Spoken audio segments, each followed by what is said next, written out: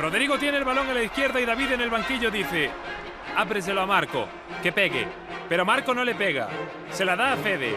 Y entonces, el latigazo. Ahora David y el resto del staff alucinan con lo que acaban de ver. El canterano, menos habituado a estos pepinazos, tampoco da crédito. De camino al córner, Lucas inmediatamente empieza a mover la manita pensando telita con el niño. Cuando llega el resto de la piña dice: ¡oh! ¡Golazo! Militao se suma al gesto de la manita y le suelta. Le pegas muy fácil.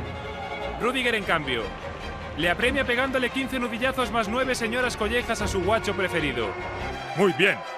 Mirando a la grada, si no nos fijamos en cómo David le dice a Carlo: abbiamo un cambio final. Per Alaba, chiamo. Y cómo Carlo le contesta: aspetta, ¿cuánto manca? Vemos que detrás de ellos hay un hombre que suelta la mano como Lucas y Militao. Una chica que abre los ojos incrédula. Y otra chica que dice: ¡qué golazo!, antes de fundirse en un precioso beso con su chico. Difícil generar mayor impresión y felicidad. Como difícil hacer que el Bernabéu se rinda ante ti. Con todo el estadio coreando su nombre, Mili le dice a Lucas: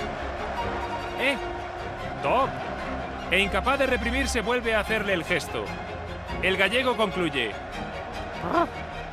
Más tarde, por aquello de abbiamo un cambio, per Alaba, David llega al banquillo y muestra también su alucine.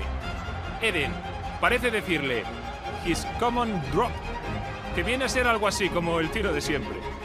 Fede lo está convirtiendo en tradición, pero por más que se repita, ver su latigazo seguirá siendo fascinante y su Bernabéu le pedirá siempre que pegue.